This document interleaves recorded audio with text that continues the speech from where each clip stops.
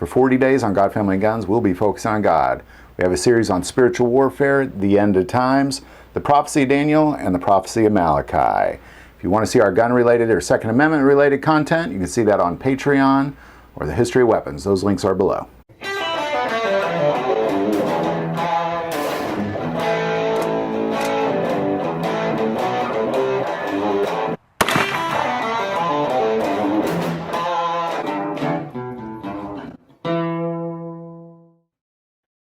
You know, when God calls you and asks you to get up and go do a thing, oftentimes that will take you outside your comfort zone.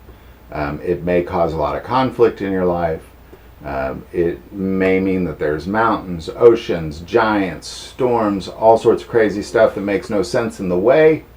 However, if he says go, it's just time to get up and go. And regardless of what that thing is, as long as you don't turn from the left or the right and have good strength and courage, you're going to make it to the other side, guaranteed. And what we see in the book of Joshua is this moment in time where God has asked Joshua to just now get up and start, just walk across. The moment you cross that Jordan River, you now have entered into war with a nation. You, this little group of people, compared to this great nation across here that has giants and fortresses and kingdoms, and you don't have any of that stuff, I'm going to help you destroy them, Joshua. But that takes strength and courage. And that's why 40 years earlier, they couldn't do it. They couldn't do it. They did not have the strength or the courage. And we talked about it last time. Courage is not being afraid. Courage is being afraid, but you walk forward anyway, even though you're afraid. That's what courage is. And it takes strength to do that, this internal strength of the heart and mind to keep putting one foot in front of the other. And God tells Joshua to be strong and courageous several times. And I just want to take this moment to talk about what is it he's saying when he's saying be strong and courageous. So we're just going to pick it up where God starts talking to Joshua in verse 2. Moses, my servant, is dead. Now therefore arise, go over this Jordan, you and all this people, to land which I am giving to them, the children of Israel. Every place that the sole of your foot will tread upon, I have given you, as I said to Moses, from the wilderness and this Lebanon, as far as the great river, the river Euphrates, all the land of the Hittites, and to the great sea towards the going down of the sun, shall be your territory. No man shall be able to stand before you all the days of your life. As I was with Moses, I will be with you. I will not leave you nor forsake you. Be strong and of good courage, for to this people you shall divide as an inheritance the land which I swore to their fathers to give them. Only be strong and very courageous, that you may observe to do according to all the law which Moses my servant commanded you.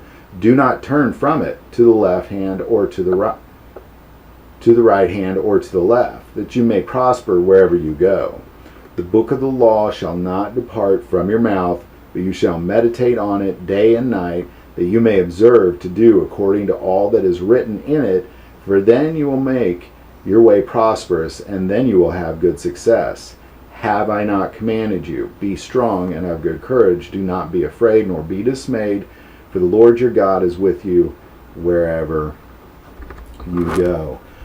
So God tells him 3 times to be strong and courageous, but gives instructions with each one of those.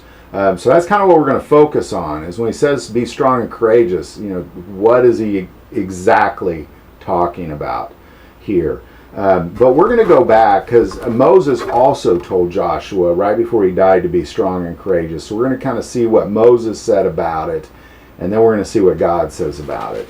So we're going to go back to Deuteronomy 31, starting in verse 3. It says, the Lord yourself, God, crosses over before you. He will destroy these nations from before you, and you shall dispossess them. Joshua himself crosses over before you, just as the Lord has said. And the Lord will do to them as he did to Sihon and Og, and the kings of the Amorites in their land, when he destroyed them. The Lord will give them over to you, that you may do to them according to every commandment which I have commanded you. Be strong and of good courage. Do not fear nor be afraid of them. For the Lord your God, he is the one who goes with you. He will not leave you nor forsake you. So ultimately, what Moses is saying here is that God has already prepared it. He goes before you. So this strength and courage has to come from knowing that He's already prepared the way. He's already been there. He knows what's ahead, and He's prepared it for you. So any sort of fight you may have to engage in, He's already prepared that for you. Any sort of mountain, He's already prepared a pass. Any sort of storm, He's already prepared a way through. He's gone before you, so therefore be strong and have good courage. And that's an important piece, because you have to trust in that. I mean, to know that, to walk in the storm going, well, God has already prepared my path. To trust in it. A lot of people choose to go around the storm, and they make a critical error by doing so, because it says don't turn from the right hand or to the left. But Moses also tells them that He will not leave you nor forsake you, that He's with you. Like, not only is He going before you, but He's also with you.